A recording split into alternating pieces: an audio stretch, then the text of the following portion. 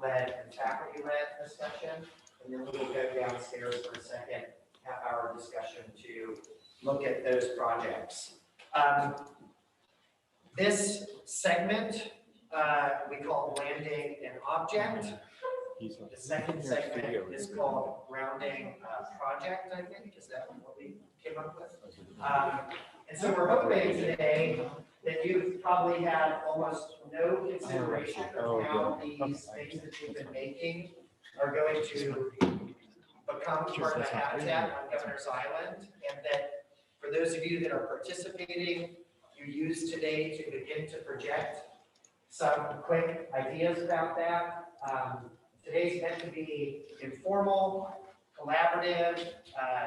We're talking about how those next steps might happen more than judging steps to date. We obviously have a great critic at large who's somewhat familiar with your modeling processes and intentions. I think that's about it before we start. We are going to try to keep things as on time as we can. So I'm going to ask Hart to cue up the first presentation.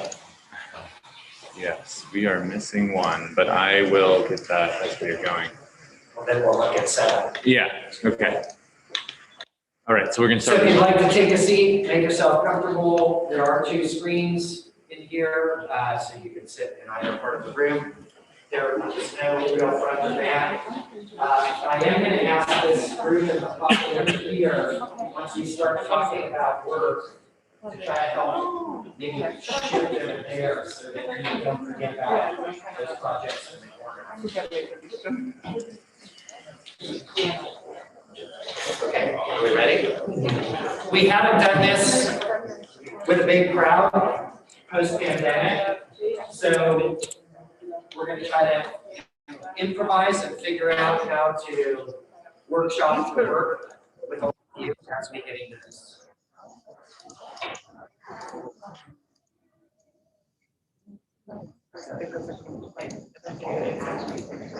We're not hearing.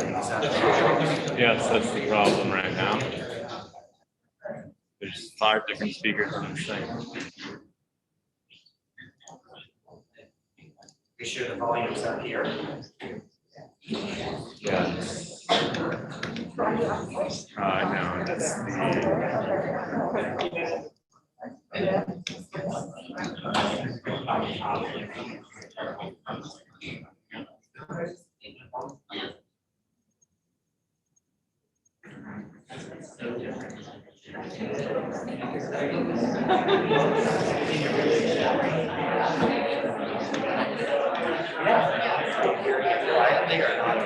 I don't hear anything. Yeah, I hear something.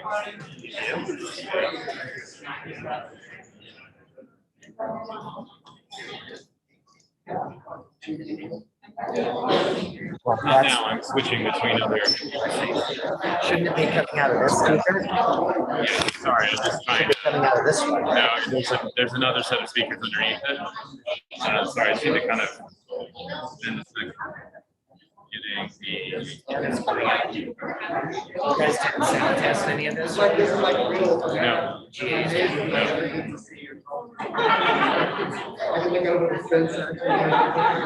There's no sound. Yeah. Okay, well then Can you fix it? Dan is coming out. Yeah. It worked before, it doesn't work now. Yeah. It's on Zoom, that's not Zoom. They're testing.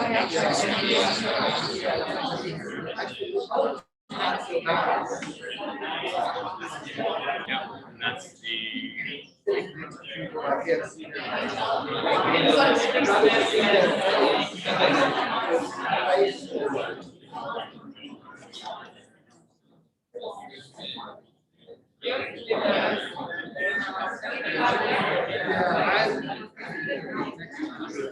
Maybe this might be causing a problem.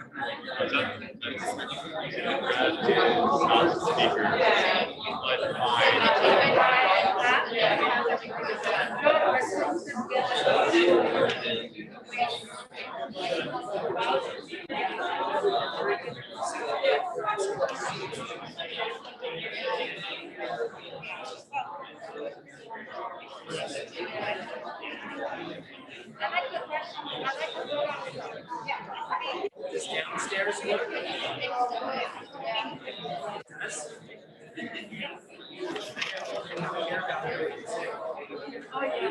Just downstairs. Did you guys test it?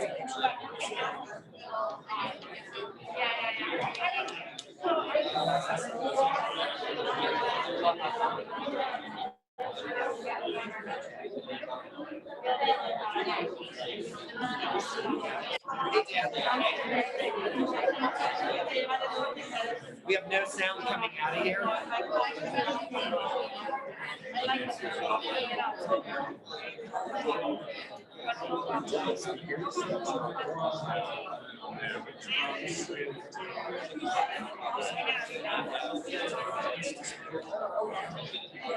Is it coming out of the speakers at the bottom or the TV? We won't hear it on the TV.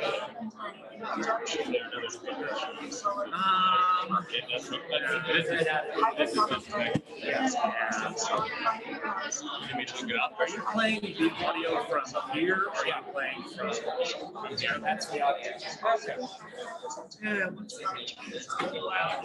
We'll need you to set up the one downstairs.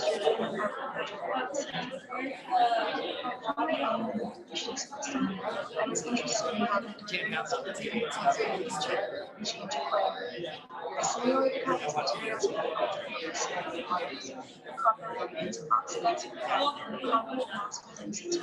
Well, it's going to play all of them up, Chip. We don't have time. It's already lost.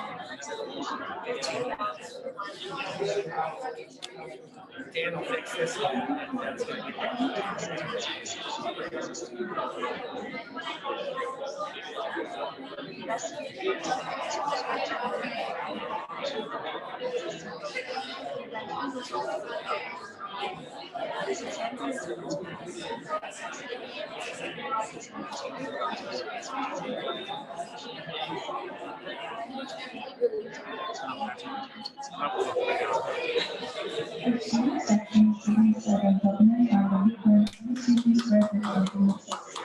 We are now asked to explore model geometries included in the confines of the building. Hello, Okay, this is fine. Hello, my name is Misha Sender, and I'm a first-year Master of Architecture student at the practice. I will be presenting the first-year one-third review on behalf of Hart Morrow's studio section. The other students who are in this section with me are Charlie Dawn, Sydney Francis, Dana Corkin, Doris Lee, Georgios Descendis, Sandhya Rajkumar, Victoria Salas, Catherine Say, and Isaac C. With this presentation, I would like to bring forward a quote from Pablo Picasso in which he says, "Every act of creation is first an act of destruction," and this is particularly true for our studio class. The nature of the studio began with the examination of known objects which were intentionally manipulated through 3D digital and physical modeling to create a hybrid version which loosely resembles the original. Within the studio, we explored the interlocking nature of shapes and how color could be further used to illuminate these interactions. Volume was considered carefully to create well-balanced and enticing figures. We were also interested in how an object can be perceived differently with the incorporation of a skin to encompass various parts of the model. Texture remained an interesting theme throughout the duration of the studio, and we explored how the combination of smooth and rough textures would seemingly provide depth within the hybrid models and further strengthen concepts such as old versus new. Texture was also examined in terms of the physical geometry of the model, which further brings interest to the spatial qualities of the object itself. We also explored concepts of verticality and further investigated how an object could begin to show its aging through the material profiles themselves. With my own studio project, I was particularly interested in the intersection between materiality and time in conjunction with the exploration of solid and perforated objects. The hybrid model that I created is composed of a solid concrete mass, which is encompassed by a perforated and solid copper shell. There is a push and pull between the materials, which has also been further represented within the geometry itself. This is evident within the model of cylindrical forms extrude in and out from each other at the center of the object. Apart from my own manipulations placed on the model, I was interested in how the materials could be influenced by nature and change accordingly. I simulated how these materials could be altered over a series of years. The copper would begin to oxidize with time, and the concrete mass would lose its original shape as it undergoes degradation. The realization of this project permitted for exploration of both materiality, form, and texture. Moving forward, we were given the task to insert a section of our existing model into the building to create for a compelling form. We investigated works by firms such as Herzog & Nero with their addition onto a pre-existing building, the eventual result of the Elko harmony. This example is a particularly compelling precedent. It realizes an interior concert space which is informed by the creation of weights. The language created within this building is one in which I intend to explore further with this project.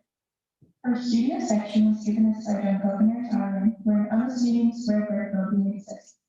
We are now asked to explore our model geometries and themes within the confines of this building. Using my studio project as an example, I intend to further explore themes of old versus new and the nature of perforated copper onto a concrete interior mass. The first iteration of my building explores the renovation of the first and second floor and maintains the integrity of the lower and second half of the first floor. White walls were created from the extrusion in the original studio model to bring natural light into the artist gallery space, which will eventually exist on the second floor. A glass floor in this section brings diffuse natural light to the floor below. The massing is currently formed from concrete and a thin, delicate mesh is placed in the roof of the building to create for an interesting geometry. Moving forward, I intend to investigate how the exterior of the building can better integrate it into the geometric intervention I am proposing. I look towards MBRDB architects who created a facade with the inclusion of glass bricks, which begin to blur the lines between old versus new. There are many more directions and possibilities to explore. On behalf of my studio cohort, we are very much looking forward to the direction that the studio will take. Thank you for watching this presentation. We really appreciate your time.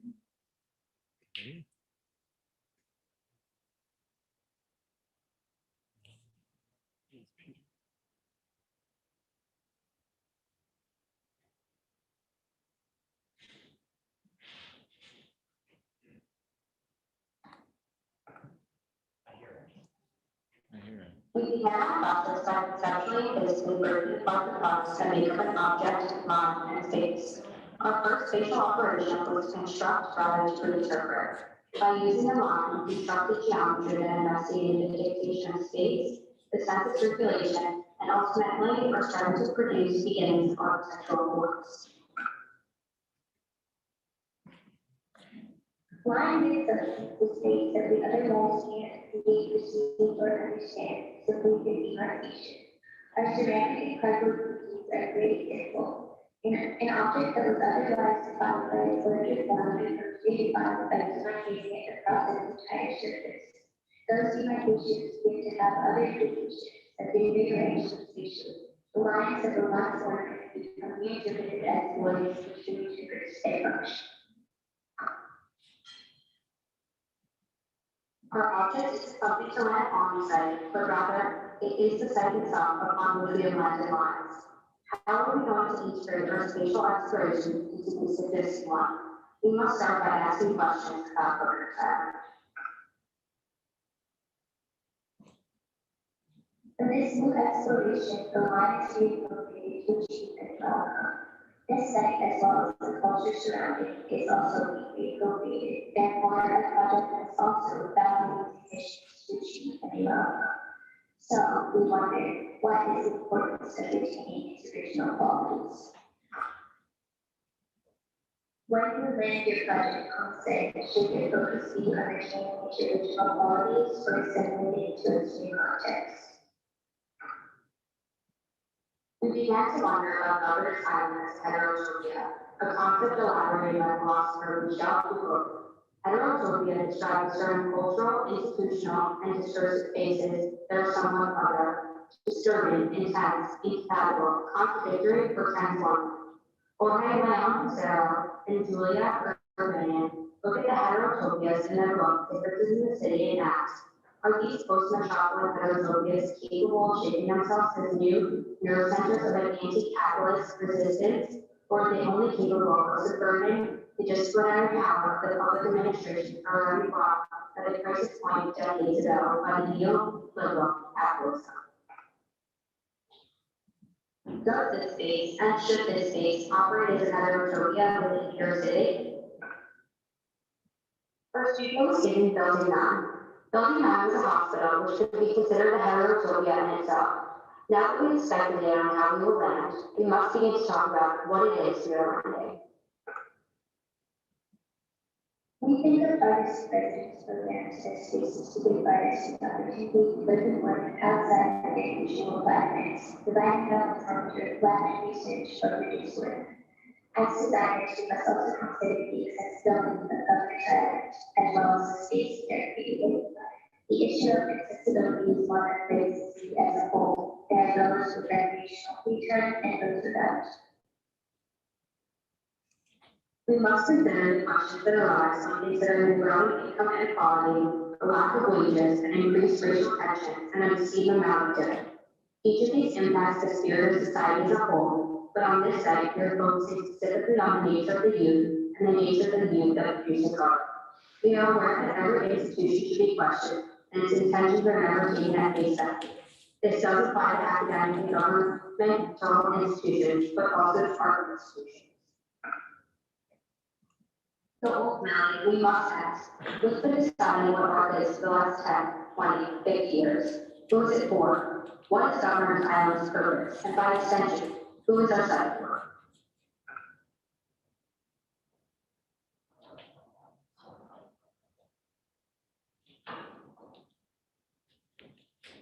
Yes, okay.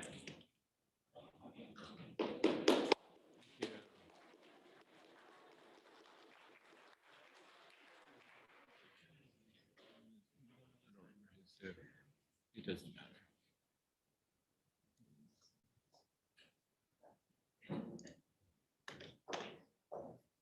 Our studio exercise transformed a set of objects with defined and readable purposes, machine parts, into novel objects with unrelated senses of scale and function. A small set of distinctive surface features drove initial transformations. Recombinant strategies, primarily repetition and variation in scale, resulted in interdependent formal systems. There are formal correspondences between subsequent iterations of the compound operations on the starter objects. The iterative process began as a linear exercise, then branched into a field of experimentation in which a set of defined operations were run in parallel.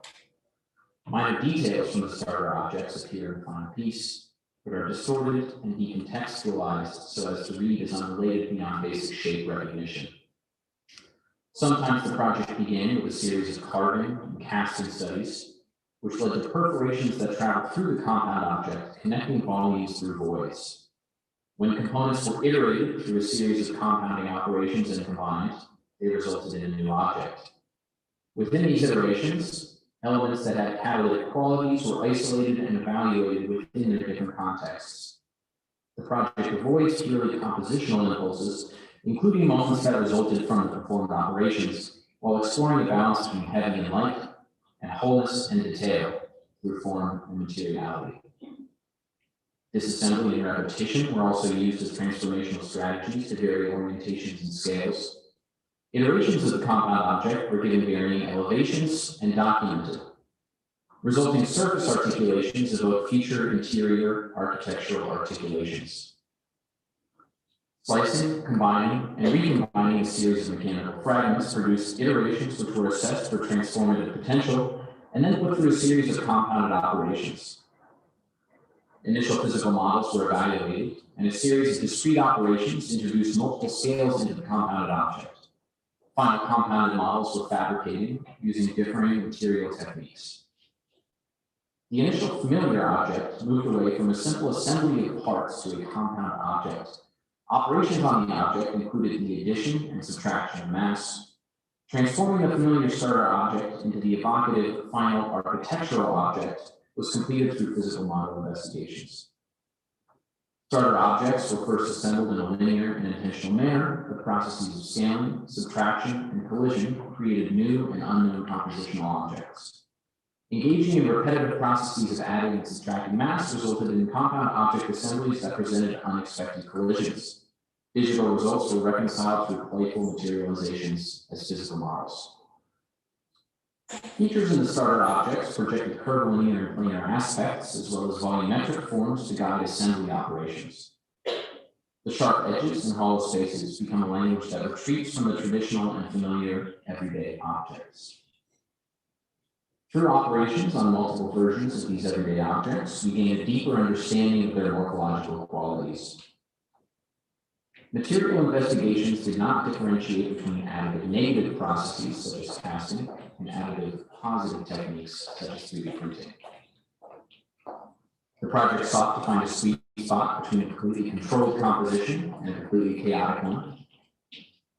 Using compound operations yielded surprises because design development occurred without intentionally visualizing the end product.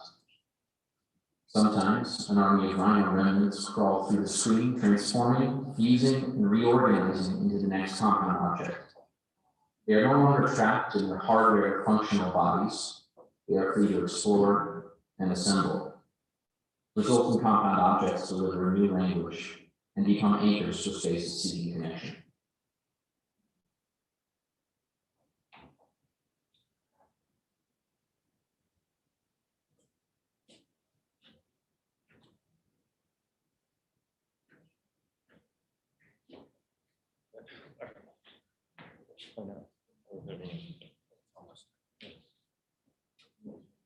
Finally, our models are placed on the site as tests for future interventions.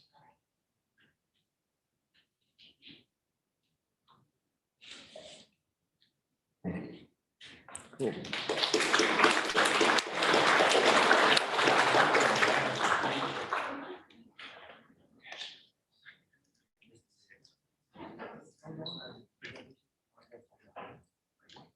We're doing all 8. One more. Oh, you want to only do this one? No, we need to do all of them. Okay. We can go downstairs. Okay. The overall emphasis in our studio section focused heavily on experimentation.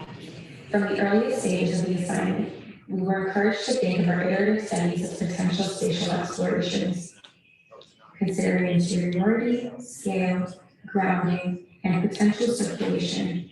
We comprehended our changing objects into potential architectural forms. The main methods of representation that we consistently explored were physical model making and section drawings. At the very beginning of this assignment, we made our first attempts to articulate our iterative design studies into physical models. Not only was this a means to learn the technical aspects of actualizing our conceptual ideas, but it also allowed us to become familiar with the process of trial and error. We began to articulate parts of our individual models as different materials, considering what each communicates through their varying characteristics. At every stage of our changing objects, we each made a physical model. This allowed us to comprehend the relationships between contrasting colors, textures, densities, and transparencies. Visualizing these patterns later informed their spatial roles, analyzing how they create active thresholds and become agents that connect spaces together. As we continue to develop the overall physicality of our objects, we began to create section drawings of our models. This allowed us to further study how the overall form of our model begins to inform its interior qualities. Working two-dimensionally, we collectively worked to block off and carve out portions of our sections. This allowed us to explore how the effects of crochet can alter the shape of the voids, where we can start to create spaces that are inviting versus intimate, or hidden versus social. Towards the end of the assignment, each of us studied the types of relationships our projects have to the ground. We attempted to think of the ground as part of our conceptual design by finding personalized ways of integrating it rather than simply placing it on its surface. As a next step, we will investigate the relationship of our individual projects to our designated site on Governor's Island. Taking all that we've learned throughout this assignment and conducting a site analysis, we will reanalyze methods of interiority, scale, grounding, and circulation as solutions for designing the artist's residency.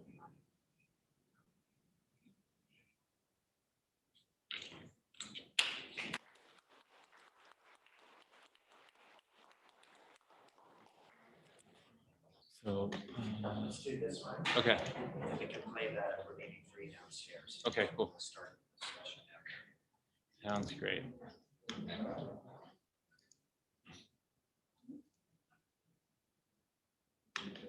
Hello, I'm Dahlia Amutua. And I am Jordan Henry. And we are representing Integral Marketing section for this presentation. Starting off, process was the key to success as we dove into this project. Once we had selected our objects, we immediately started exploring them to understand them more. From there, we worked on a process, a set of rules that follow a roadmap, constantly evolving them to reach a more complete final product. One of our classmates, seen here, Dan, looked at infusing the DNA of the original object with the abstraction of the new one. Another one of our classmates, Patrick, grounded his process with the idea of blossoming, which is what he bases the constructed methodology off of, to create a marriage between the natural and the unnatural. Looking at another classmate's work, Thomas was working on refining his process, but he wasn't getting the results he wanted.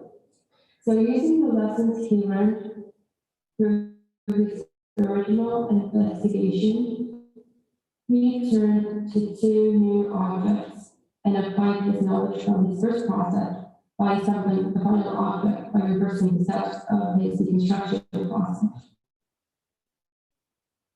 For me, I extracted multiple section cuts from my original objects and crossed them over each other and projected them onto a curved surface. The more times those section cuts crossed over, the further they exploded out from the original section cut, leaving an extraction of the original form that can still be seen at the end, but disappears when viewed from the sides. For me, I started experimenting within the objects themselves, but then I decided I wanted to create a new object using some of the parts from object number 1 and object number 2. I ended up taking a piece of each object, and then I contoured them and extruded them, and that's the final piece that I ended up with. Through these methods and the refinement of these processes, we all felt more prepared to take what we learned and apply it on Governor's Island, looking at house number 3. We started off our preliminary analysis by positioning our object on site and having it interact with the house in different ways, all while playing with scale. They experimented with bridging between the house and the garage, creating an amphitheater on the back lawn, using our objects as a bookshelf, and even adapting it as a light fixture. Once we got more acquainted with the space, we looked at how we could use the same processes we developed and apply them to the house itself. I used my contouring process and adapted it to the roof of the house and the garage. Jordan took sections of the house and overlapped them, extruding the surface out from there. Altogether, there are so many possibilities to adapt what we have learned in the first phase of this project to the setting of Governor's Island, and we're excited to see the different ways that are found to truly land this project. Thank you. We're going to go down to the pit, watch the other 3 down there, and we'll start the discussion down there.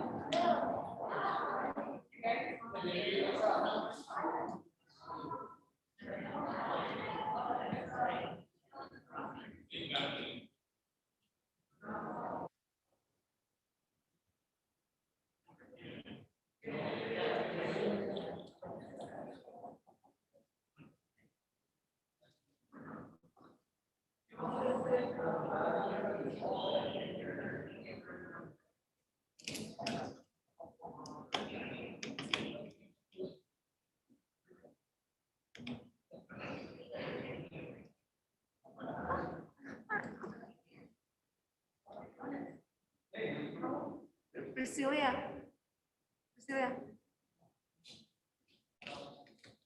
Do they want me to stop sharing? Oh, there's no thing. Let's to turn on the volume. Will it turn on? Seems like it. I think so.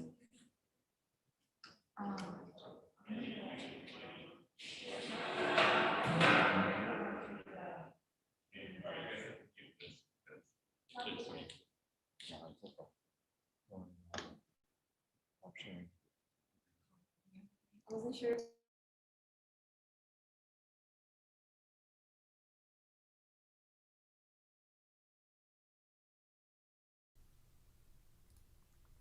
Our studio exercise transformed a set of objects with defined and readable purposes, machine parts.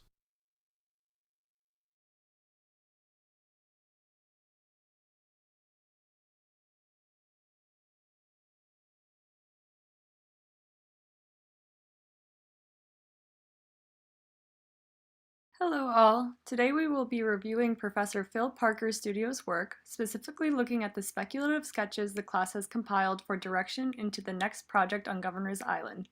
We were given house number 19 and asked to merge our models with the site in fresh ways that explore object space and the processes from our studio work thus far. This will be followed by a presentation by Andrew Mercier on his work from this past review. Thank you. Helena Ferreira, merging fresh new objects in sight through digital exploration. Gabriela Morris, reinterpretation of known objects. Maxwell Pickett, landing and object. Maxi, an application of quixotic forms. Evie Kaufman, neurological emergence. Lunxing Xiao, object in sight. Katya Garcia, speculative sketches, addition of objects and building ground. So I'm going to backtrack a little here to start mapping out the design strategies that got us here. It's important to remember that commands are a tool and not a strategy. I'll start to breeze through them while pulling out a couple to talk about. So we have the cage editing tool here. And here I want to pull out the idea of weathering as a different type of force that creates the same result, just as a brick gets worn down the edges over time. We can also use curvilinear form to direct movements of people, wind, or water. Here we can morph objects together. Now moving on to the Boolean tactics, or tools. A tactic of addition can create a modular effect. Here it's more about the structural relationship between the many parts of the modules and the whole. We have subtraction, and finding a common form. We can also start to break off parts of an object and apply their form to other spaces or surfaces to give similar characteristics. Like an example of this would be a Corinthian column with the leaves being applied to the capital. Now moving on to projection. And here projection can be used for cutting stuff or to create a transparency. And we can project light or shadows or movement. And we can also use projection to enact human ideas onto a surface, an example being the implementation of the grid upon the Earth of Manhattan. This human idea of organization has profound implications upon the relationships between all elements in the grid. And this is the object that I'm looking at using or adding to the site. Just want to show it to give off some of the characteristics that it has to show what I'm working with. So how do we move forward? Well, we use those design techniques to distort and add objects to one another. Now we're going to do that to the site. And I'm going to take a few of them and play out the first couple of opening moves and see how they start to create a dialogue between the object and the site. Here's one where I was looking at using the object to direct people into the building. Starting off this way, we can start to think about how people approach and enter spaces. We can even frame it as creating gateways between the house and the object to create a continuity between the two. We can even apply the idea of a grid to start to interweave the two. A result like this is naturally going to want to create zones. The focus we'll start relating them to the structural makeup of the composition. Going to extreme and taking inspiration from Archigram. This one uses cranes to hoist the object over the home. We could even replace the roof with glass and have the object be tensioned so that it'll still sway in the wind. Even though the object doesn't touch the home, the moving shadow cast upon the spaces would have an immense psychological effect, and the spaces would be seen in an entirely new light. Here, the massaging of items into one another to create a softer landing. This starting would lead to explorations of how to integrate them into one another more seamlessly. And in this one, the object is taken apart and form applied to the facade to create ornamentation. Now the home is starting to take on some of the same characteristics as the object. It could be more about morphing the home to the object than vice versa. And for this last one, the form of the object is used to direct rain into the retention pond to help deal with flooding. And going this route, we can start to look at how water moves across the site and how an intervention can reroute this. This would bring a greater focus to the idea of increased flooding and climate change. Thank you.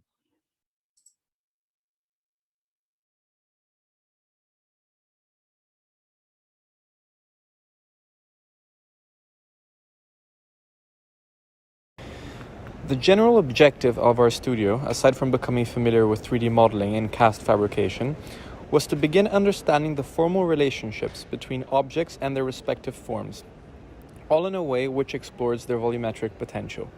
Naturally, our very first step was to split MacMaster parts and reconfigure them in a way that creates a new entity of an object. Our process began by collaging known machine parts into new volumes.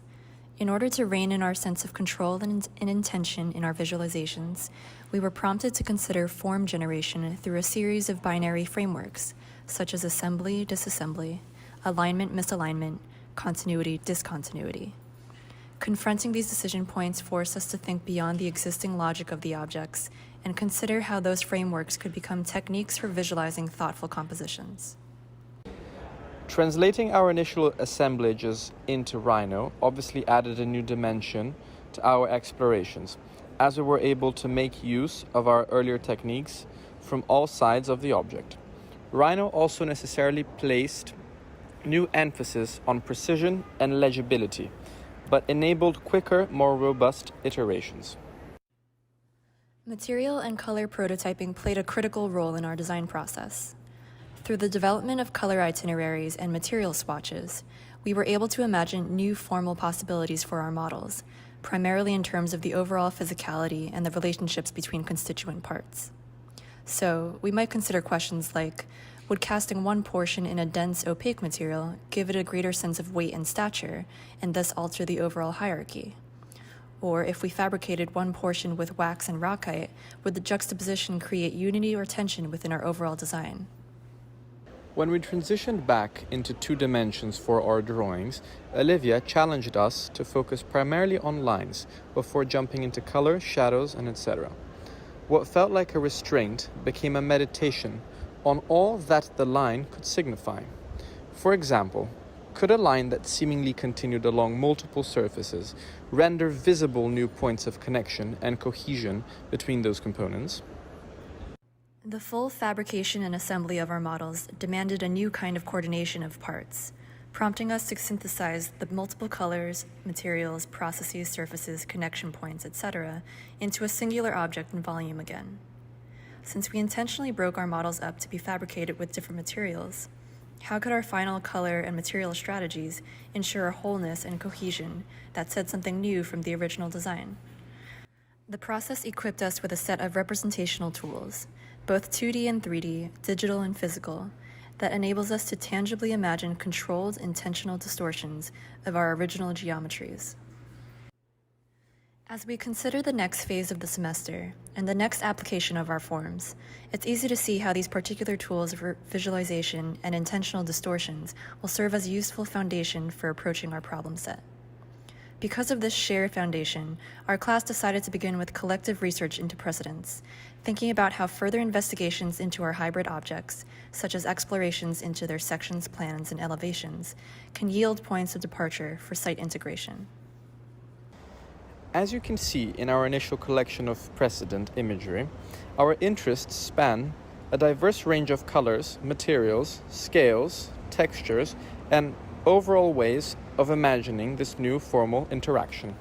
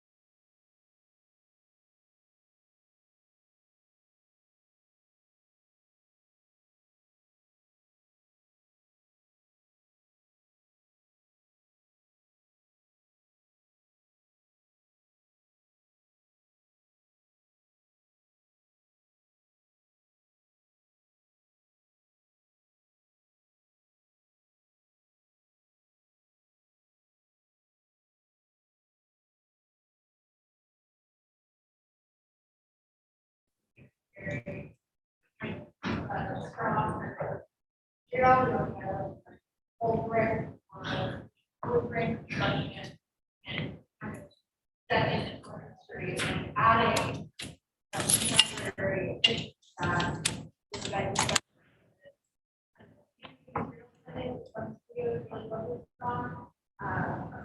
for new and how that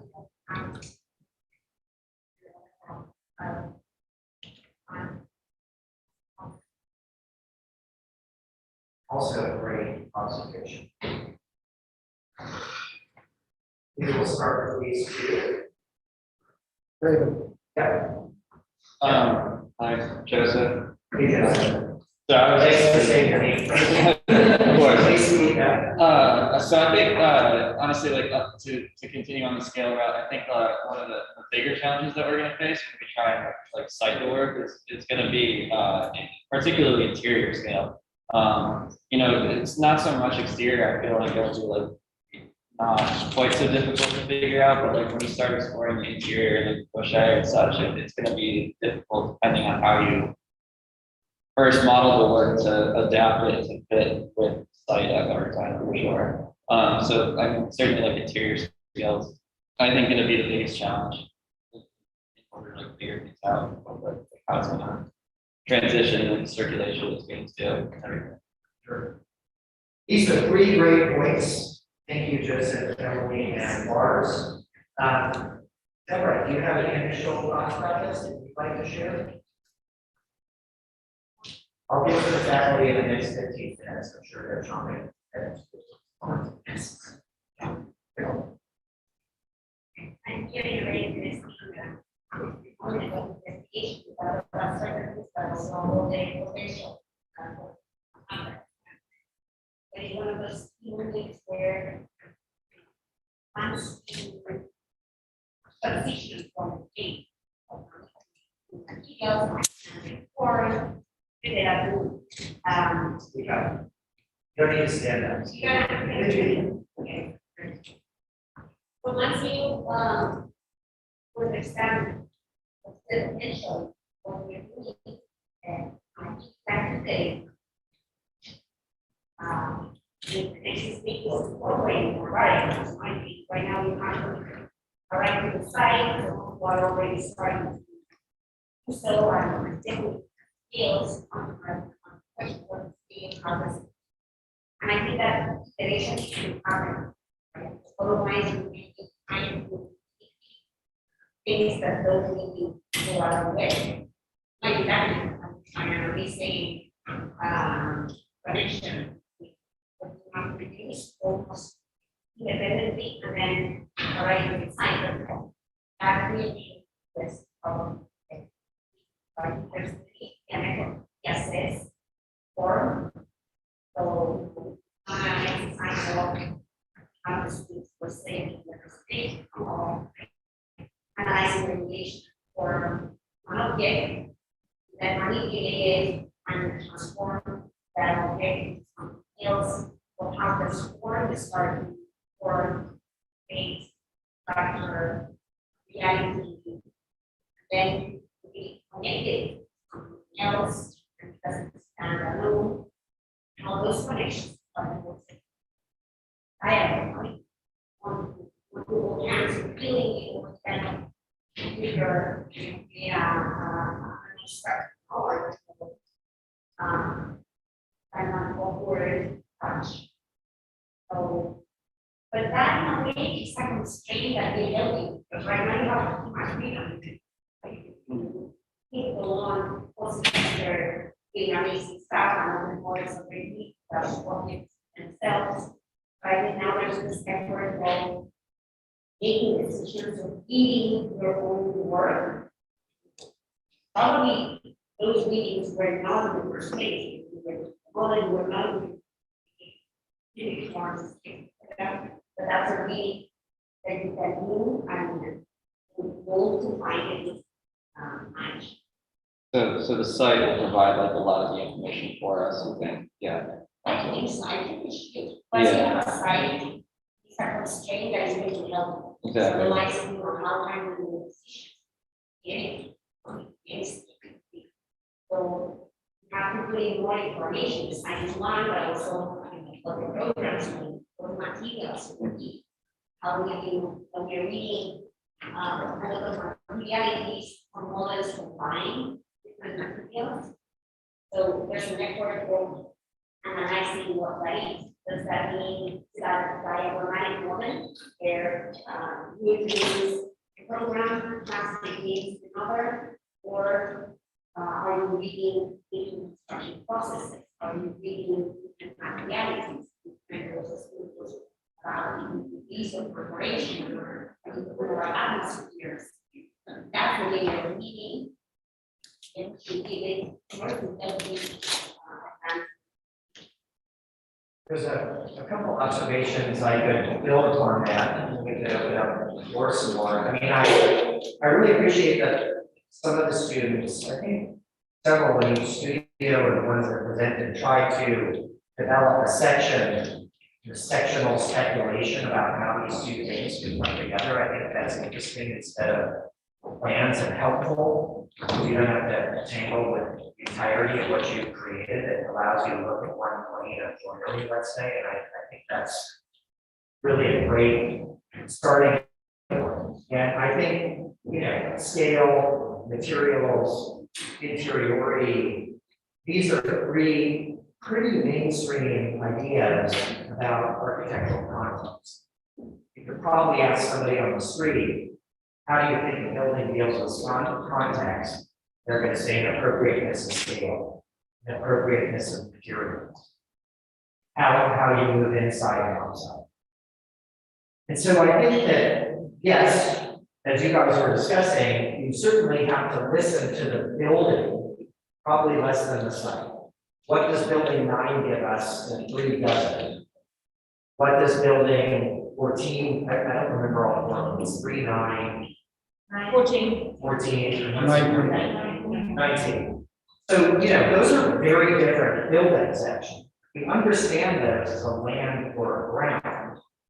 When you listen to them carefully, certainly they should drive different opportunities. You know, one's a duplex, one was originally a barn, or the governor's building, that's the difference between 19 and 3, 14 is the only one that's still a value per house. There's distinctly different architectures in 4 buildings, even though they look kind of similar. If we read them, Deborah and I think that we're going to see massive architectural differences across those. So I think, sure, you have to listen to that. But you don't necessarily have to align with them. You know, today's conversation is for you to think about, are you going to be in discordance with that? Are you going to complement it? Are you going to subtly align? All of that probably has an interest in, as we were talking about earlier, shifting the origins of that building. You probably don't want to reassert the way you currently experience. Whatever you're doing, there's probably a different way of interacting with that building after you're done. You've done basically a good job. So I think that those different categories of how you interact with it aren't things that I can grab somebody off the street from and ask them about. There could be massive discrepancies in scale if I'm looking for a discordant relationship, which is fair game. You can put that on the table. I think right now is the time to start thinking about what you've got, what building you're going into, and which one of those positions you're going for. They also have very different political implications. Like if you're putting something that wasn't there, that's really aggressively not paying attention to what's there in a discordant relationship, that's very different than a complementary relationship. Complementary could be very different, but it's still trying to talk to the thing that's there. It's not trying to fight with it. It's not trying to force it to do something it shouldn't do. So I think those kinds of vectors of politics, forcing it to do something, complementing it, discordance, might be things that are useful for all of you to think about. The last thing I would say is these are amazing models and objects, and I'm always, and I'm sure Deborah is, and your critics are, you know, captivated by them upstairs and downstairs. The talk we're going to see tonight, the muted icon, house and my house is better than your house. There is a discussion in both of those about too much architecture.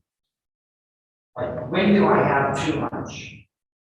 I don't know that that's a matter of taste, but it's certainly something we should be thinking about here. Do I really need to take this and use all of it here?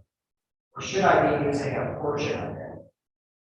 When is it making it so that it is killing what was there? And I think to the extent that you think outside of the buildings, and the island itself, this is a pretty important part. Could you work closely on the interior versus the exterior? How much of it needs to be on the exterior? That's a kind of Gaussian argument about domesticity, that we keep the exterior very subdued. How much is too much on it? Do I want more? Maybe it's not enough. And I think those are the kinds of questions that you're engaging the scale, as you both are talking about, that you should be probing for. In addition to, disorders, et cetera. And is it too much? And you just have a lot of geometry in there that is, you don't have an understanding of what it could be doing. Just a couple observations. We have a little bit more to let students ask questions. Are there other questions in this room that students like to raise? I thought these are three great starter questions that you get to. I think when we talk about the is there like problems trying to address or is there like very connected?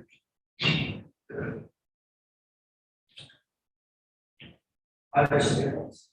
Ever? What's the point? What's the point? Yeah.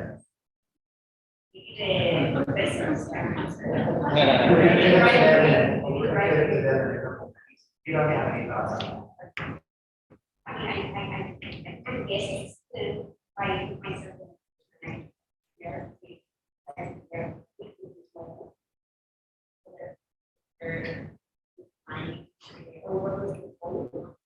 And finally, some of you are classification or one of you are all of you. But I think we exercise.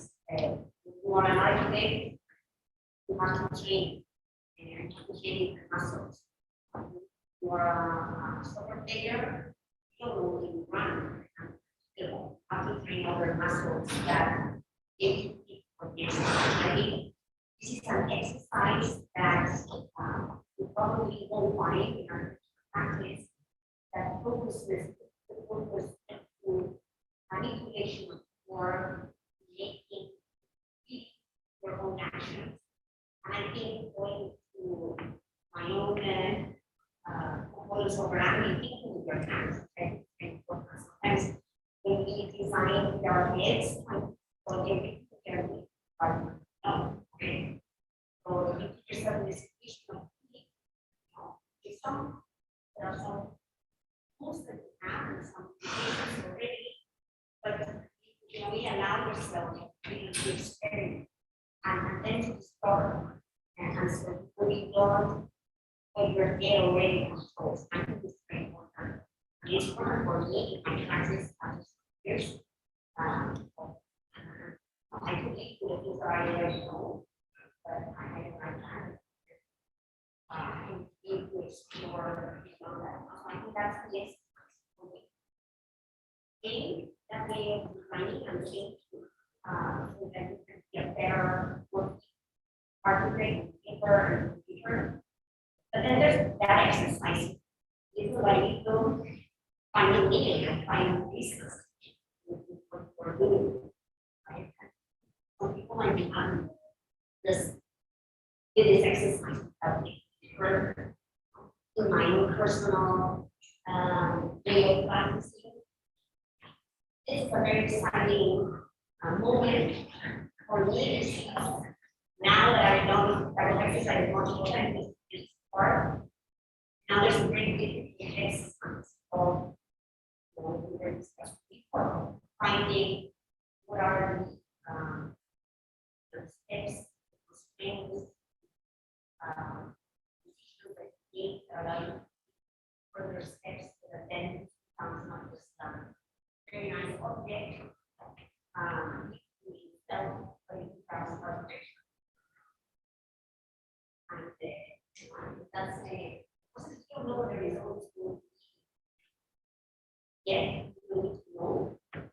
But I think the exercise once you arrive at that main point, you know much more than already know, and you'll be more comfortable to try to process. I'll reserve additional comments about that great question. What was your name again? Corey? Eduardo, sorry. Thank you, Eduardo. And I will parlay it to the faculty. We have, I'm sure we'd love to try to talk about this question. What's the point? Yeah, sure. So I want to actually follow on this idea of training, and it's really good. And the idea of running actually is a really good analogy, because if you think that it's a race, right? So you're just all anxious to get started, just shoot for the finish line as quickly as possible, because that's what running is, right? So think of first semester especially as actually very appropriately called before. So that's what you're doing. You're building before, because people who run realize that just moving your legs fast is not it. You actually have to do the other little muscles. And so I don't do Pilates. I'm thinking that that's my thing, but I have a very good friend who's a Pilates instructor. And it's so amazing because it looks like nothing, right? I like the minute movements and the differences. Okay, now you're going to move it this way, and now you're going to move this way, are incredibly minute, right? But in fact, there's this incredible amount of complex work going on. So you can think of first semester that way. It's like this really intense work of these seemingly unimportant things. I mean, a house for one person, you know. But in fact, it's the training. Like you have to think of it as like training those muscles. That was very intentional. That's what it is. And if you engage it that way, then you be comforted by the fact that you're actually doing really important work right now, even though it seems pretty small. Before we discuss this point, I'd like to invite one other faculty member to maybe offer a point. Yeah, invite. The main reason about using the site in particular is architect myself. I'm on additions, or addition alterations. I have them. This is why this world looks like area around it. From the diamond is being more often growing. They've now additional being there. We're there. Artist residents are already happening, and need for additional housing, additional building, more than just the original military housing. No AC, no. They're not really kind of camping when you're there. It's not really set up for an artist resident or facility, efficient gallery space. So the reason to do this for us is how do you propose something new without opting a new building, ignoring context. Instead, we're trying to, I think, the way I see it is that we're trying to use context there, make it relevant, make it a part of something, so it latches into the site instead of just flopping in the middle of the soccer field out there, which you guys see on a trip. So it's a question of how do you deal with something new, how do you eat something together instead of just repeat. So I think the reason why, in terms of through the core, is we're you're doing this project is really more about efficient, adaptive, working something.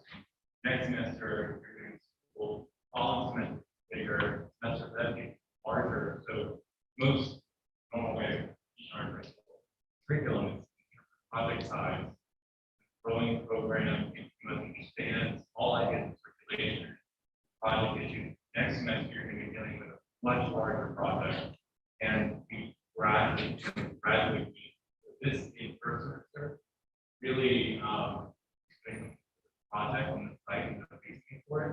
That's the next reason. That's just so you know that for me, it's next to why we project where we did. If we were working in the city, you would be working between two buildings and a 100-foot wide, 50-foot wide lot. So it's just working in the city, you either have one of those two positions. I think working on Governor's Island is unique. That you're in the city, you're part of it, circulation, each visitor, artists and residents, truly say that that's the artist residents. Going to see, going to the exhibition space, career design, that space. So yeah, I think that's for me what I was talking about is bigger concept that's applying. We'll take a final, maybe not a final faculty comment, but one more before we talk a little bit more with the students about it. Such pressure. Yeah. This is the end. No, I want to pick up on this idea that there's something particular about this project in addition to something already there, which of course it's not making it particular. Everything is already in addition to something that's already there. There's no way, right? We haven't actually gotten that. We haven't seen the slate blank anywhere. So anywhere you're working, you're always going to be having to think, what's the existing, ongoing universe that I'm working? It's connect into that or reject it. You're making your decisions about how you do that. You have to certainly recognize something that keeps going anywhere we are. Other things, I really like Deborah's note about the obsession about form. I think part of the first year is that, right? It's an obsession about form, about fingers or hands, and it could be playing piano, or it could be building a model, or it could be drawing. The question is, you're developing what we were musically say you're developing your chops, right? You're really figuring out how to play, how to like enjoy it, and how to get feedback on it. Hearing what you're seeing, mixing these things. So that part is really fantastic, I think. But on the question of form, I think I want to raise the issue that in architecture, we're quite different than so-called sculpture, in the sense that we do have this interior dimension. So I think we can actually try to argue that form is always a problem of inside outside. There's always a demarcation of difference between one side and the other. It's never an in itself, like I have a sort of new block or something like that. So I think that when we're dealing with the sections and we're working into that, all of these ideas about form become much more apparent because we're cutting through and you're entering into the object. So I just keep wanting to keep that up in play. Form is already preconditioned by section. Thank you again, Eduardo, for a great question, and we have learned Phil for offering some faculty perspective on that. Students, any thoughts you would like to, observations you would like to make before you move on to the other room?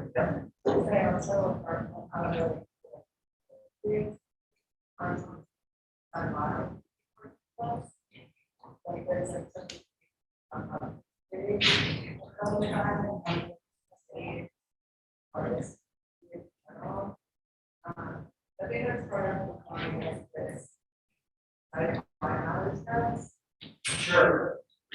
That's a great observation. I mean, we've talked when you all were thinking about coming here about the difference between knowing and understanding, being comfortable not knowing, but developing and understanding. That's a very patient and different idea than finding a solution. It's actually being comfortable or not knowing. So that's an exploratory philosophical trajectory.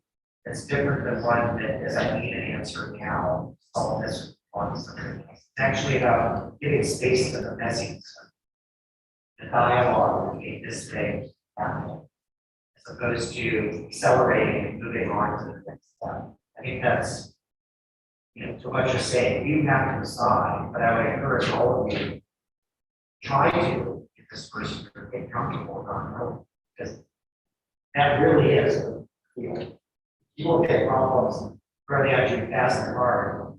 You can't imagine you're going to have solutions for that market, even if you're the principal of a firm of 200 years. We're still not going to know what you're doing in most projects. You might know about 50% of what you're doing, but you are going into the profession of the territory is crystal, not knowing exactly how to do it. So you try to get from yeah. I like your shot.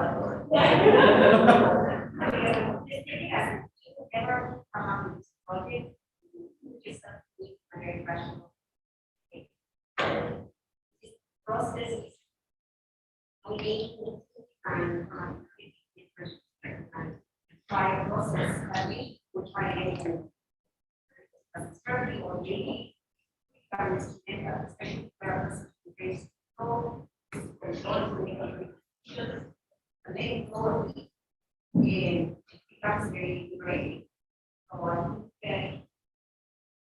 doesn't mean that we can imagine, you know, this commando and we can there's a lot of just but only for everything and also process again with the project process become gradually able. You're constantly in distinction trying to find or worry about the outcomes of the trade. Enjoy the journey and just yourself. The first process for me is language, learning, and then you know something and then have language. Now, it's not about the things you want very action from another exercise on that. And when you learn it, it can be easy, very independent, or it will be working that happens will be intersection that you're already doing. Within this others might start to happen. In the end to end up with the project. Again, you can come from being your loved ones are there. You have to play a game, right? You have to enjoy it. Otherwise, you know, you won't take as much, you won't come as much experience. Last thing I would say, and we'll move upstairs, or we can maybe start with your question upstairs, is, you know, I do think the idea that an existing building is a different kind of ground, that you could use cut and fill techniques to excavate it, is a 21st century issue. If you're serious about conservation of resources, you've got to be able to work with what you've got. So there should be a conceptual and intellectual and philosophical apparatus that you can attach to that.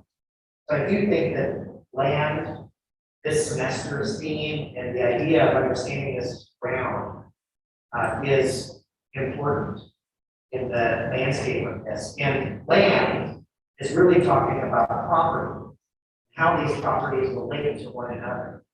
So if you're serious about community, you know, you've got 4 buildings for studios. You could say, I'm trying to converse with the other 19 buildings around me, but you could also say, I'm trying to converse with somebody else in a different building than I am. There is an idea of community that's about the communication of different aggregate parts within a larger grouping, right? So how these begin to dissolve property, the way it was brought up earlier today, is abstract, rigid, interiorized, and privatized zones to crack it open to community.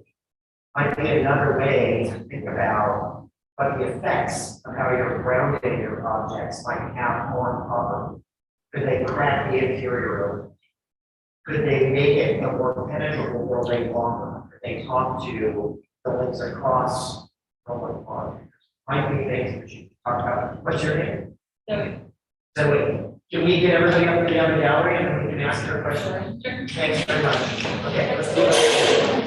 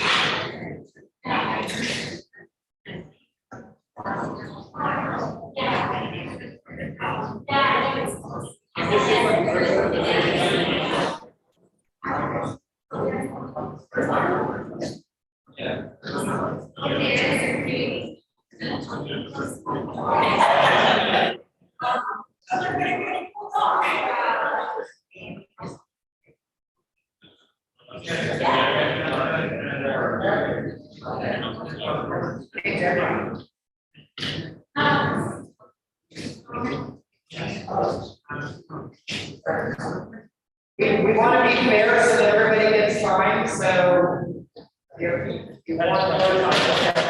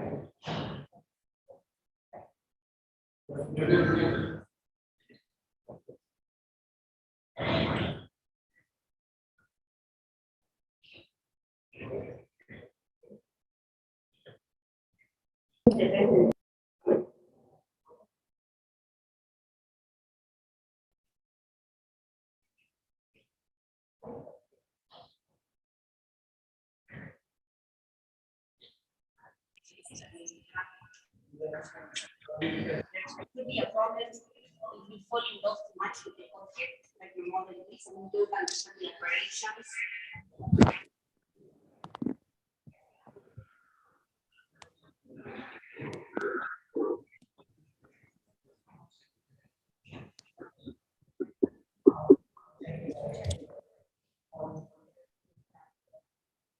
Is it just this speaker button?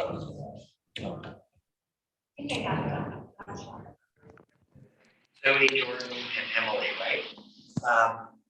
And I think I just want to touch upon 2 points, and we can give a little more space to students before we pivot to faculty. But I think you have to certainly not understand any of what you're doing at any point in your career is precious. You've got to be able to rip it up and throw it away right now and rethink how to work it. So we invest in study models to study them, but that doesn't mean the thing itself is a linear process. I mean, that whole process of iterative and circular thinking is very much the ethos of our program. We want you, again, to get comfortable destroying the things and breaking that down. So I think that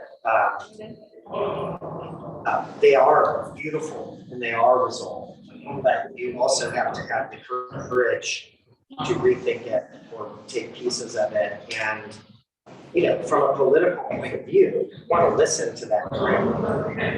Just think about what you're saying. You say, I don't have enough time to change this, so I'm not going to listen to that other thing that I'm supposed to be having a conversation. Think about the current political moment. If you just take that out of context, and I say, I'm not going to listen to you because I don't have time to. I'm too busy. I'm going to go do my own thing next year. I don't think that's a very inclusive or equitable attitude. So that the activism of architecture, I would say, starts with how we act on things. Do you have an alarm right now? Obviously, that pissed somebody off. So now we're having to fire alarms. You know what I mean?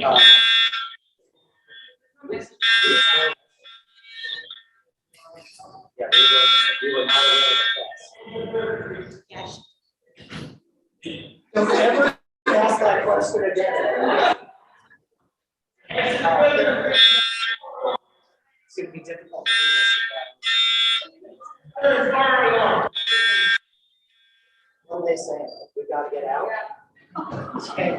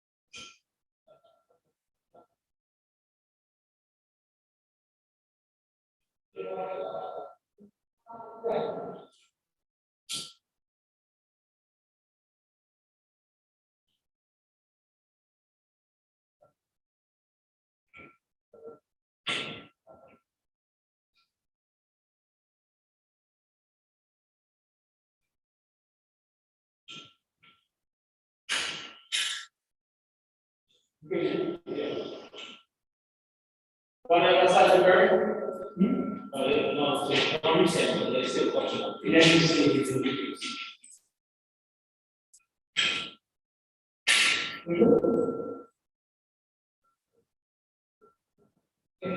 This is coming out.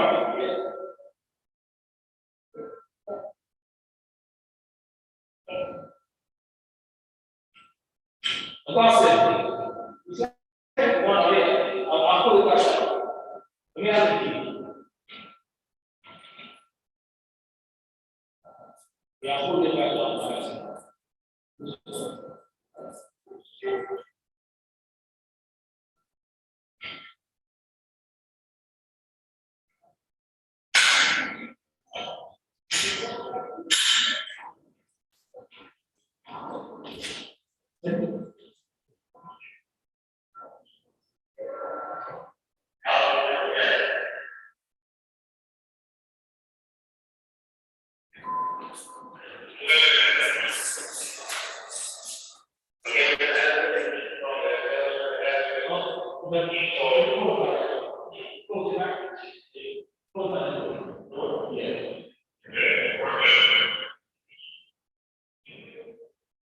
Yo, everybody up?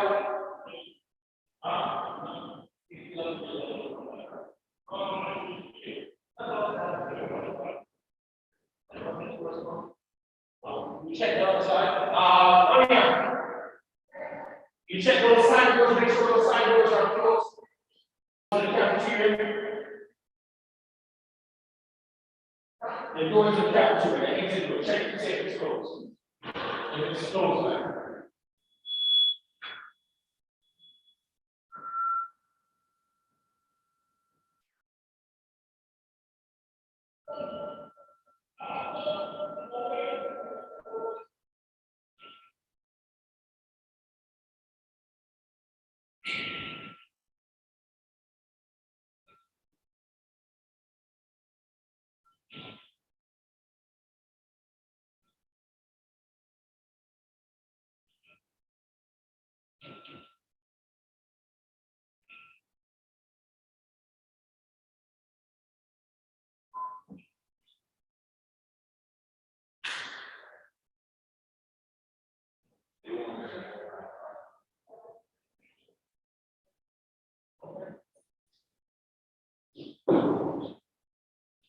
No,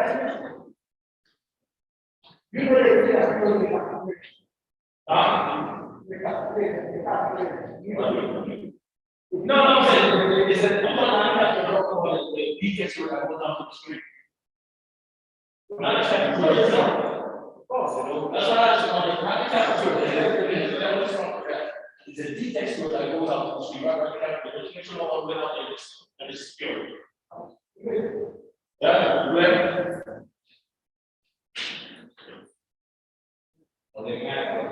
You know, it sound about.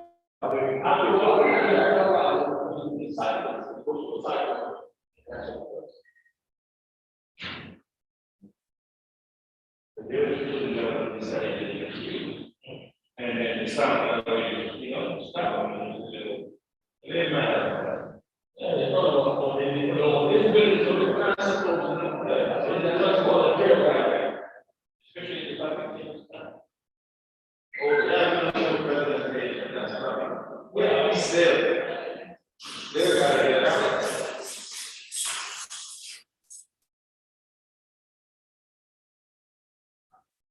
Push it around, Jojo.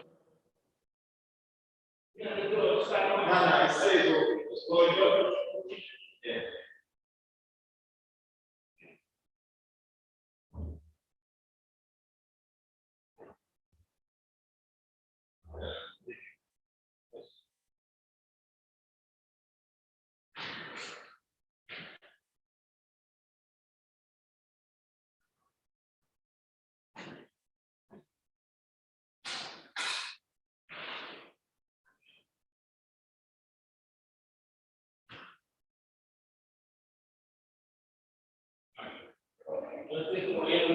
Yeah, we're good.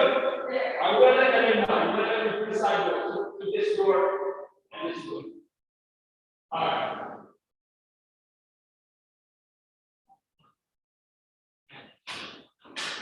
Thank you. That's a lot.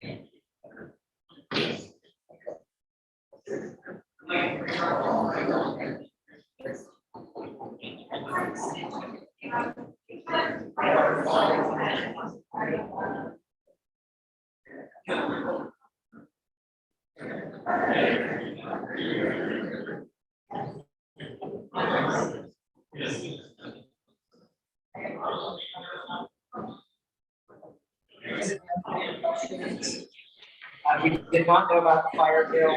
We are going to have to take a break to session, which will start at 12:30 and 3:04. Some of these issues are going to overlap quite strongly, so we would encourage all of you to come. Technically, we're only clipping a portion of the faculty led discussion, so we were very fortunate to do this in stopping point. We're going to suggest that we allow your faculty to share their thoughts privately later today as you are on site or in another context. And just wanted to again thank those students that lifted their voices and brought up a lot of great issues. I also want to thank all of the students and faculty for putting together these great presentations. Really exciting as we listen to and look at some incredible work here. And probably not really next semester. So, you want to say something?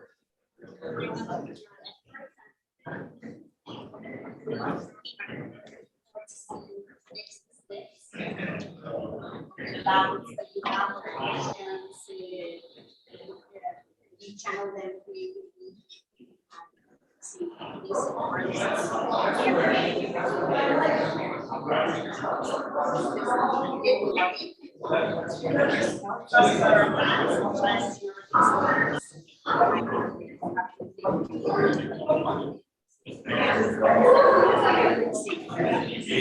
Enjoy your trip to the island this afternoon.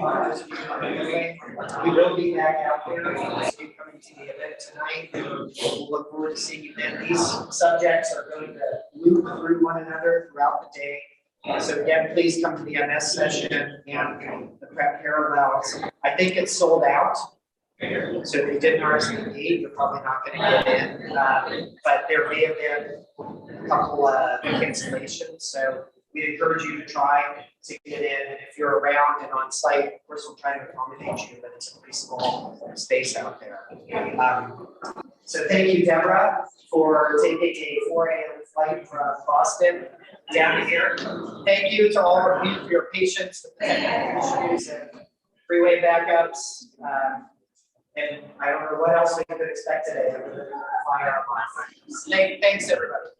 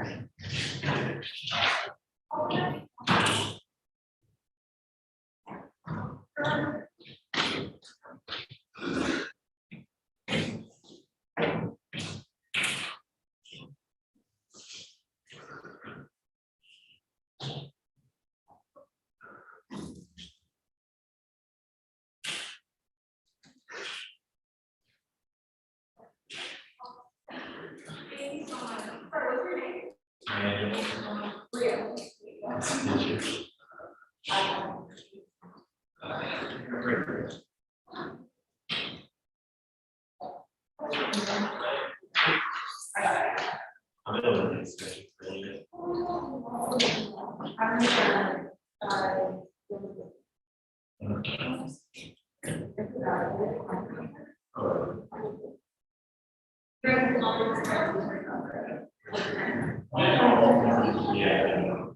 Oh, you got it.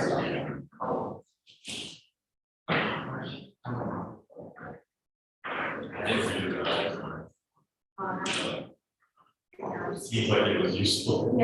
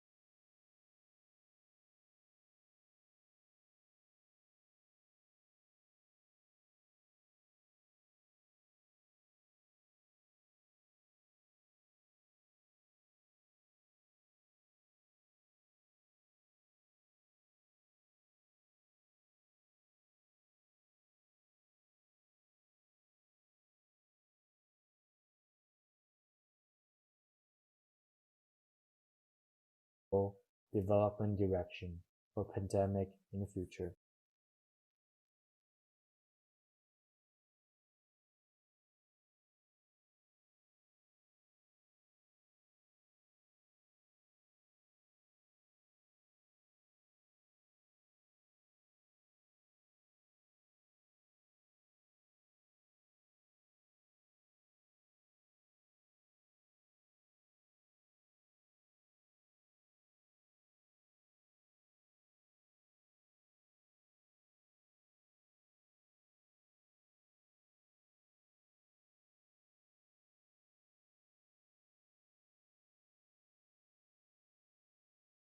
With capturing the organic textures from the body. This was done through a series of casting, painting, and printing of multiple trans body types.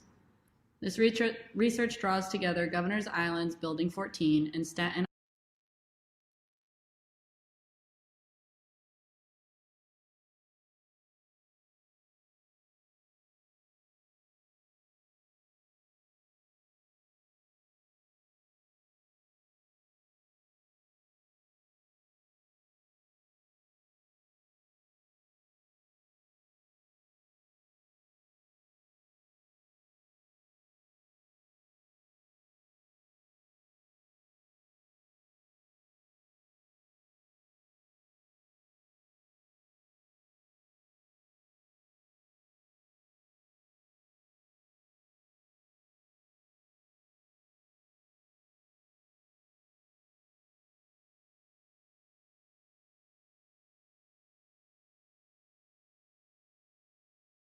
Increasingly denser and more diverse population, how can our architecture aid the non-normative identities lost within the mass production of spaces? This process first began with capturing the organic textures from the body. This was done through a series of casting, painting, and printing of multiple trans body types.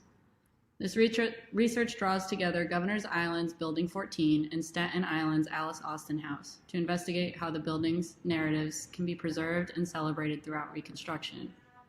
These textures incorporate the imprints of hands by a small child, and the process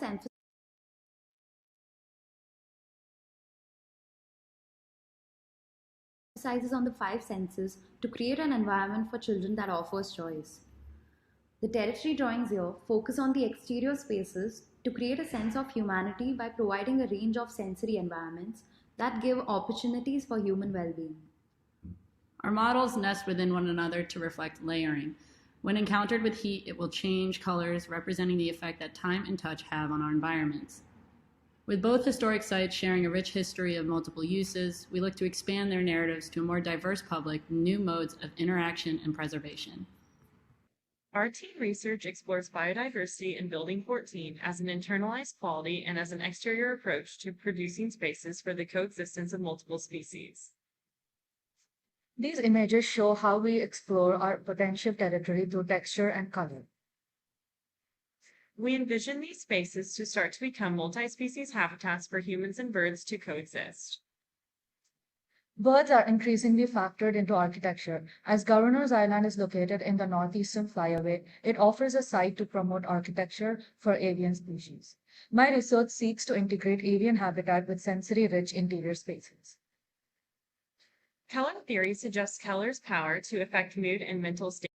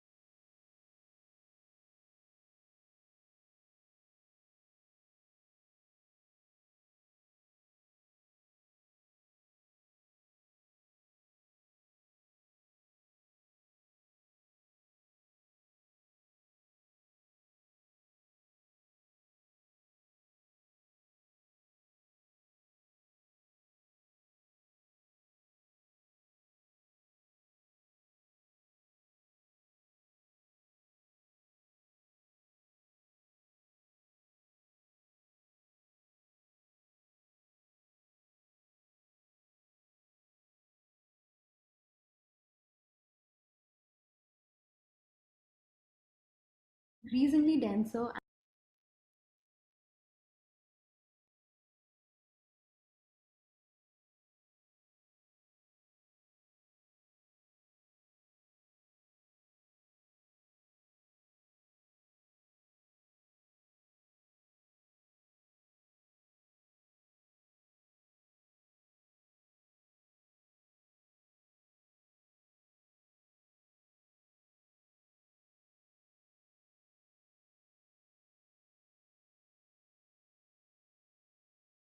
Increasingly denser and more diverse population, how can our architecture aid the non-normative identities lost within the mass production of spaces?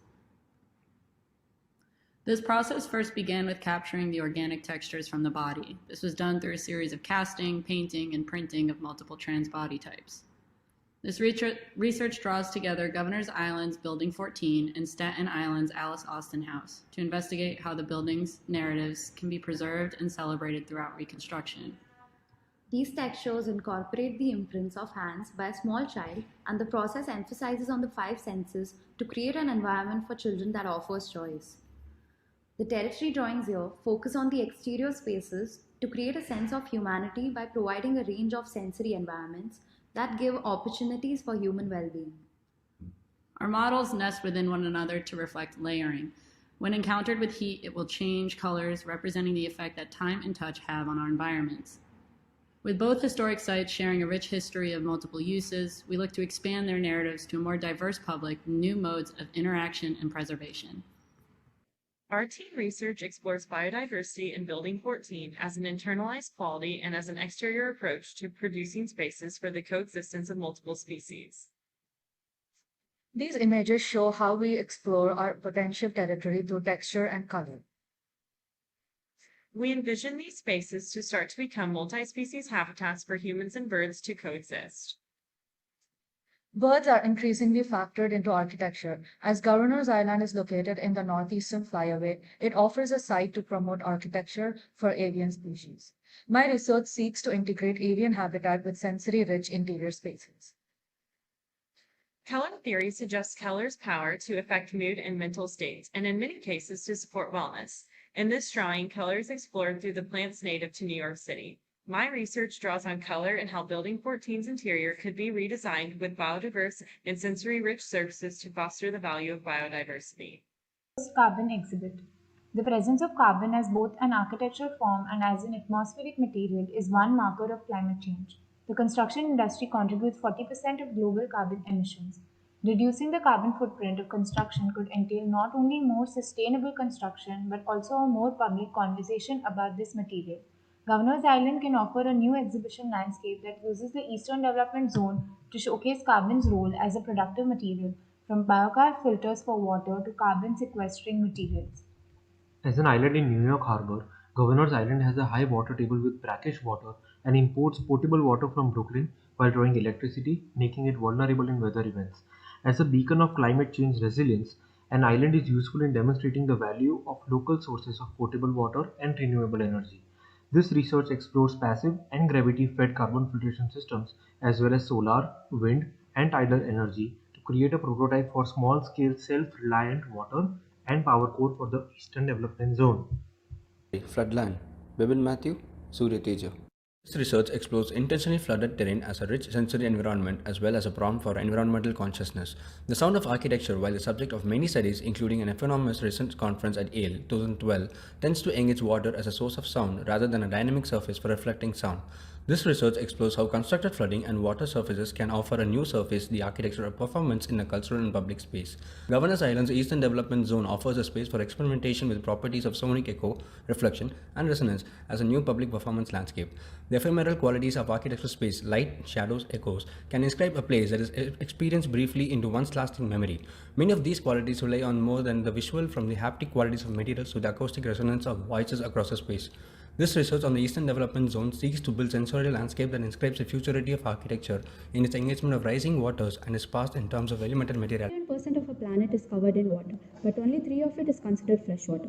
As ocean level rises and flood zones grow, the need to develop low-cost and energy-effective desalination methods become increasingly important, and so does public awareness of potential of new approaches to coastal reservoirs. This is Desalination Landscape by Shri and Kritika. These are our initial material exploration which incline towards the dialogue between water and landscape. Governors Island's Eastern Development Zone, which will eventually flood, can be transformed into a desalination park, with pools capturing both seawater and freshwater, and surfaces for promoting climate literacy, as well as exploring large-scale filtration surface as a new aesthetic parkscape. Thinking about this in a more domestic perspective, the plant-based living machine offers a productive and sustainable system for filtering grey water. A living machine system not only models a self-sufficient approach to water harvesting and treatment on Governor's Island, but also offers a means to promote biodiversity when paired with an ethnobotanical approach to the island's indigenous flora. Thank you. Hi everyone, I'm Shihan, and this is a joint group assignment for Yuzhu and me, and our topic is to establish a marine nature reserve. I'm interested in twilight zone, and I have done research and study. The whole process of the twilight zone organism the transport large amounts of carbon from the surface water to the deep sea plays an important role in regulating Earth's climate. So it is very important to establish a place for the expert to research and develop technology. Next, we look at this research work by Yu Zhu, who is interested in generating a biodiverse landscape for the eastern part of the Governor's Island, embracing the flooding as opportunity to develop new tidal landscapes, providing new areas for the nurturing ecological enhancement, can promote marine and terrestrial biodiversity. It also can provide a space to study holophyletic plants. This is a result of research. Thank you.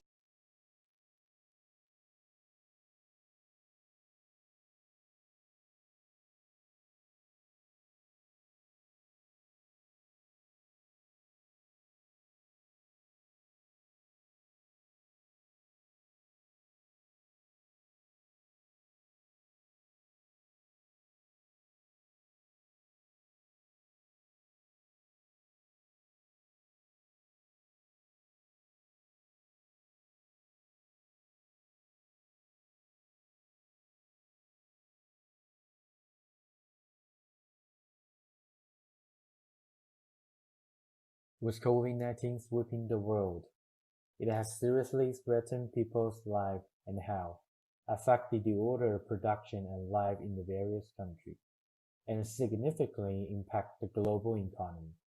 New York, one of the most important financial and cultural cities in the world, has suffered a considerable impact.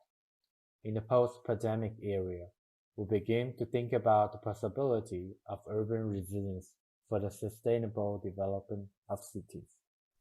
Red Hook, the busiest industrial port in New York during the 20th century, has lost its former glory. One of the reasons is that this area was cut off by Brooklyn-Queens Expressway, which directly led to the place's isolation. However, we believe the Red Hook's shortcoming will be transformed into a sustainable development direction for pandemic in the future. We will design a new isolation mode, starting from multiple perspectives, such as historical land formation, local industrial characteristics, and historical influences. Another feature of this mode is that it has a more interrelationship with Brooklyn and New York, and it can transform into isolation when a public health emergency happens. We call it post-pandemic quick response ground, like May Joseph's description of the relationship between New York's past archipelagos. They originally exist independently, but islands become a company location. We'll not design a quarantine area, but seek a new urban model to deal with public health emergency that may occur in the future. The idea of PQRG will reframe the urban fabric, social inequality, and social sustainability. Water interstices. Currently, the Brooklyn-Queens Expressway contributes to the socio-economic and physical disconnection of Red Hook from the surrounding neighborhoods, fragmenting the community, creating problems like economic polarization, social segregation, and environmental disruption. Interbeing, the missing link of transportation between Red Hook, Governors Island, and Brooklyn reduces the fragmentation of social organizational patterns. Also, naturalizing the Buttermilk Channel opens up opportunities of connections towards Governors Island. Land-water interstices. Interstices meaning intervening space, especially small ones in between. The connectivity in the Red Hook can be analyzed at two different levels. A. Within the community, B. With surrounding neighborhoods. These land-water interstices can be catalysts oriented towards a complex system of connectivity in the urban realm. The need for affordable housing and flexible manufacturing spaces to create opportunities and maintain jobs continues in Red Hook. The NYCHA housing faces lack of amenities and infrastructure. The empty dock warehouses and the dilapidated housing buildings add on to the isolated condition as well as increases the issue of unemployment in Red Hook. Rising water levels are claiming back the reclaimed man-made Brooklyn shoreline.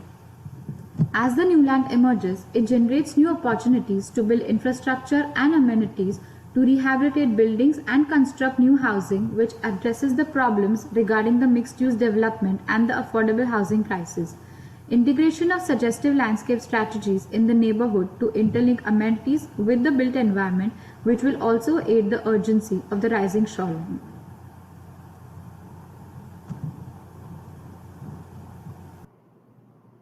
In course of human actions, we're now in the post-Anthropocene. In 2100, after having surpassed the international target of keeping within the global temperature of 2 degrees centigrade, the rise in seawater level is more than 6 feet in New York City. Red Hook is a piece of a bygone era, submerged and severely affected. As a result, and due to the high points on the existing landmass, we now see numerous islands emerging. These little islands make up the new shoreline connecting the old pre-industrial Red Hook marshlands, blurring the artificial line between water and land. Prior to approaching 2100, the goal is to create a comprehensive ecological storm defense system that provides new places for urban development, densification, recreation, and agriculture.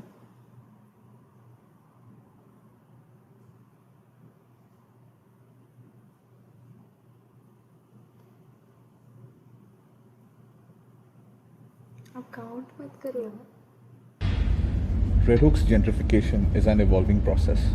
Redlining and white flight marked the early 20th century of Red Hook. Currently, the foreclosure crisis and the artists' influx reflect the quickly gentrifying neighborhood, which began about 20 years ago. Investments from corporate giants like IKEA, Amazon, Tesla, and real estate companies have added to this surge, further segregating an already divided neighborhood.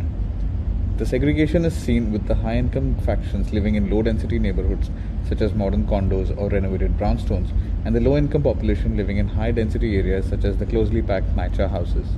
Our research focuses on utilizing the spatial voids like streets and abandoned plots to generate a new urban fabric within Red Hook that will stimulate the interaction between segregated communities. This urban insert will also act as a catalyst to create employment and economic growth, keeping in mind the low-income group and artist community in Red Hook. The Red Hook Peninsula was once a marshy wetland. Industrial activity was made possible along the waterfront by reclaiming and filling the marshlands. A variety of contaminants such as lead, petroleum products, PCBs, etc. are released as byproducts of this industrial activity. These have been seeping into the ground, affecting soil conditions, sediment deposits, microorganisms, and groundwater resources. The rise in soil toxicity levels and sediment contamination in Red Hook is alarming and poses a threat to marshlands and other geological landmasses. With the rising concern of flooding in the low-lying areas of Red Hook, the pre-industrial landmasses that constitutes the high grounds would see a high-density development in the coming years. The integrated research focuses on the coexistence of industrial and community areas to establish a symbiotic relationship between the two distinct functions.